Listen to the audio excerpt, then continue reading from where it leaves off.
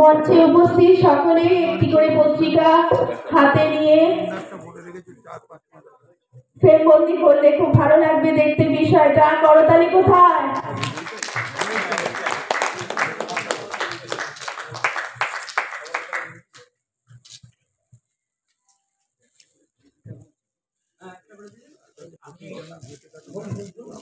আমি আনুষ্ঠানিকভাবে সাহিত্যের আলোকে পত্রিকা 1 জানুয়ারি 2023 এটি উদ্বোধন করলাম।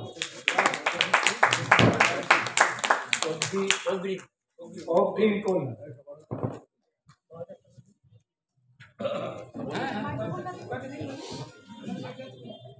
সেই বহু প্রতীক্ষিত সময় বা মুহূর্ত আমাদের কাছে প্রত্যেকে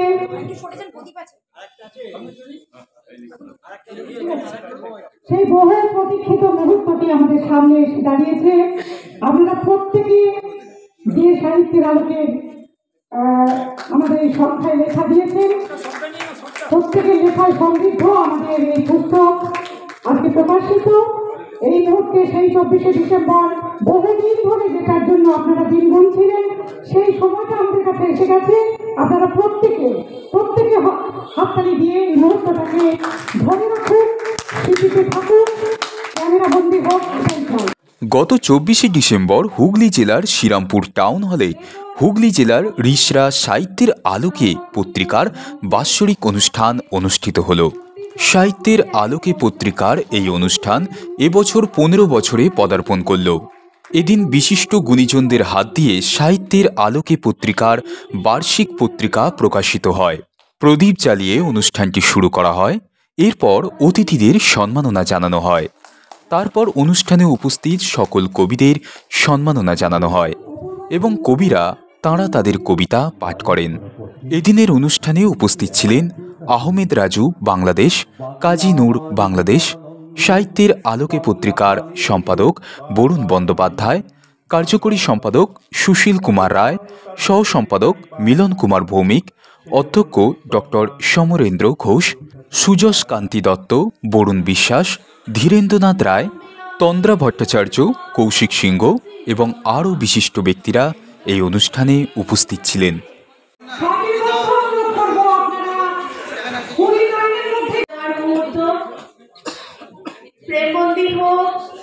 সমস্ত ছবি বরুণ বন্দ্যোপাধ্যায় তাকে ডেকে আনা কি খুব প্রয়োজন?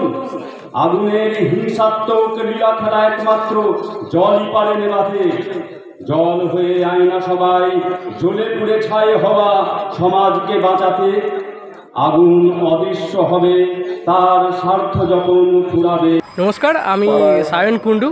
আমি লেখালেখির সঙ্গে যুক্ত, সাহিত্যের সঙ্গে অনেক দিন ধরেই যুক্ত। আপনারা হয়তো আমাকে চেনেন বা দেখেওছেন। আচ্ছা, আধুনিক সঞ্চয়িতার একজন আমি সম্পাদকও। ঠিক আছে, এই সাহিত্যের আলোকে এরম একটা অনুষ্ঠান যে সবার সামনে যে একটা উন্মোচিত হচ্ছে আজকে যে সাহিত্য সভা, সাহিত্যের যে সমারোহ, এই সাহিত্যের সমারোহে শ্রী বরুণ বন্দ্যোপাধ্যায় আমাকে যে আহ্বান করেছেন তার জন্য আমি সত্যি খুব আপ্লুত। ওনাকে আমি জানাই শতকোটি প্রণাম। হ্যাঁ, ওনার মতো একজন মানুষকে পেয়ে আমার সাহিত্য পরিবারে আমার খুবই ভালো লাগছে। আর এই অনুষ্ঠান তো দীর্ঘায়ু কামনা করি সাহিত্যের আলোকে পরিবারকে। আর এই অনুষ্ঠান যে চলছে 6টা অবধি আছে, শুরু হয়েছে সকাল 11টা থেকে 6টা অবধি অনুষ্ঠান আছে। আমরা থাকবো সবাই একসাথে মিলে, সবাই মিলে একসঙ্গে অনুষ্ঠানটা হাতে হাত মিলিয়ে অনুষ্ঠানটাকে একটা অনেক দূর পর্যন্ত আমরা এগিয়ে নিয়ে যাবো।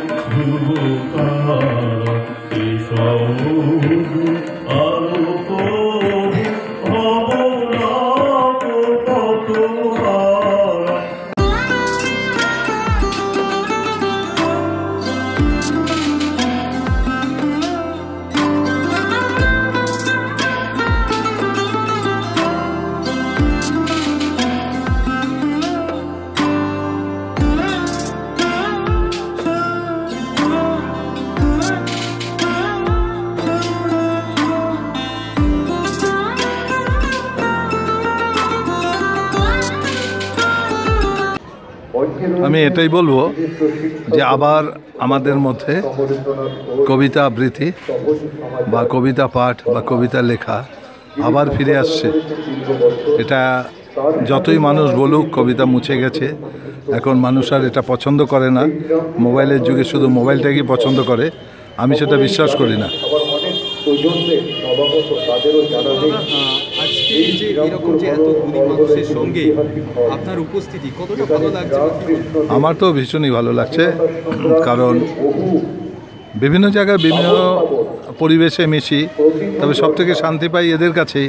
কারণ কবিতাটা হচ্ছে মানুষ তাদের মন থেকে নিজের ভাষাটা, নিজের ভাবটাকে ফুটিয়ে তোলে, আর তার মধ্যে আমরা বেঁচে থাকার একটা রসদ পাই।